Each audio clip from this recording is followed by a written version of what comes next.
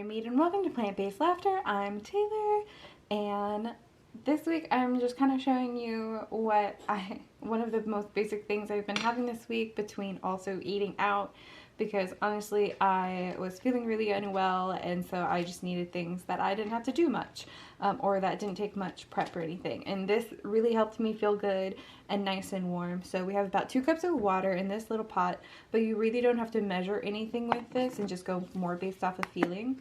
I'm adding some garlic powder. You can use fresh garlic if you want. That was kind of more than I meant, because normally I do onion powder first, and I do a little bit more with that. Now, what I have come to learn about onion and garlic powder is they are technically solid, so you're never going to get it fully dissolved in the water unless you're using like a very small amount. I'm also using oregano.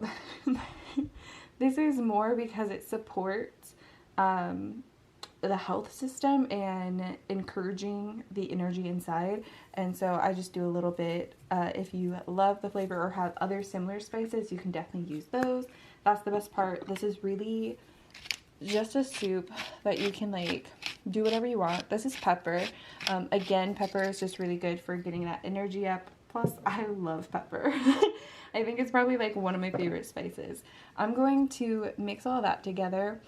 At this point, you can turn on the water if you want to, and you can really add all you want. Actually, I wouldn't be using onion powder if I had actual onions. I just don't, and I really love onions. And so, yeah, this is going to help, you know, get it a little bit more homogeneous, but ultimately, it doesn't completely come all the way together. I forget exactly what that's called.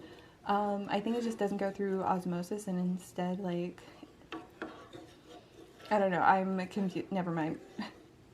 We're still recovering, so a little bit of grace, but essentially we're going to just get that a little bit mixed up. I'm still not going to turn on my heat yet, because the next few things that I'm going to do is I'm going to add in this dried shiitake mushrooms that we have from when we were making our tteokguk. That's kind of where this comes from, is because I'm like, oh, I know that these base elements are going to taste so good. I'll link that below as well, just in case you want to follow, because that honestly was like one of the best soups I've ever made in my life. And then I'm using the kombu, but I do need to, or kelp, I do need to cut it.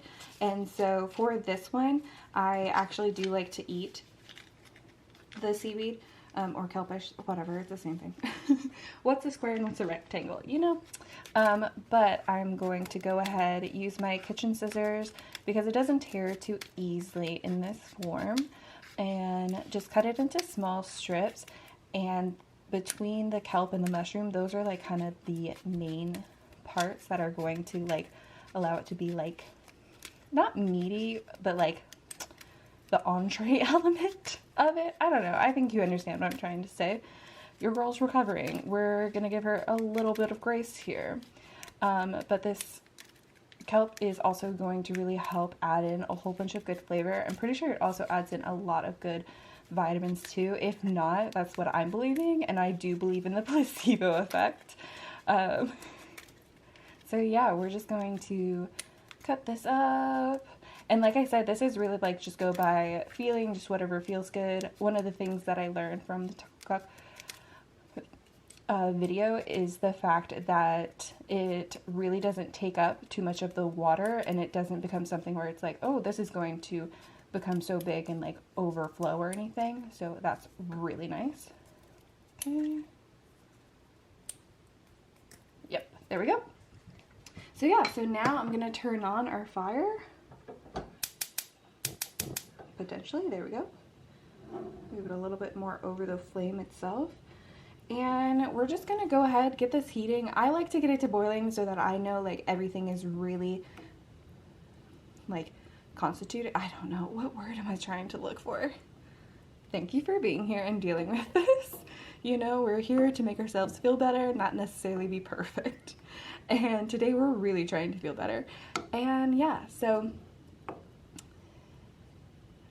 this is just kind of heated until the mushrooms and the kelp are softer and rehydrated. It doesn't take long, and it's a pretty instant soup. I just like to get it to boiling, also because I'm that person. I don't know if it's from working at the server for years or what, but I am that person who like makes their food, sets it, and then like puts it down and like doesn't come back for like another like 20 minutes. And so sometimes I heat my stuff really hot so that I don't come back to cold food.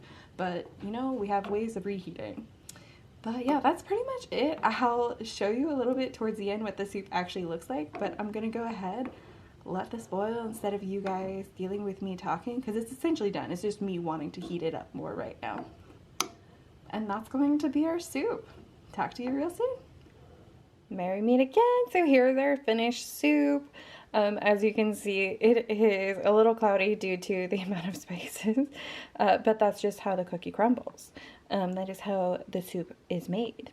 But anyways, so we see the mushroom and the kelp, and it's honestly so good, and it just feels great. So if you don't like kelp, like, you may not like this, but you can add in really anything that you think might go well inside of a soup. This is just kind of like, this kombu helps with making the soup base itself, but ultimately if you have like vegetable stock and you want to use that instead, you can do that and still put in things that make sense for you.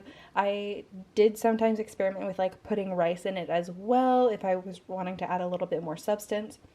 That was the word I was looking for earlier. A little bit more substance into it. But I'm going to go ahead, enjoy this, and work on continuing feeling better. I'll see you guys next time.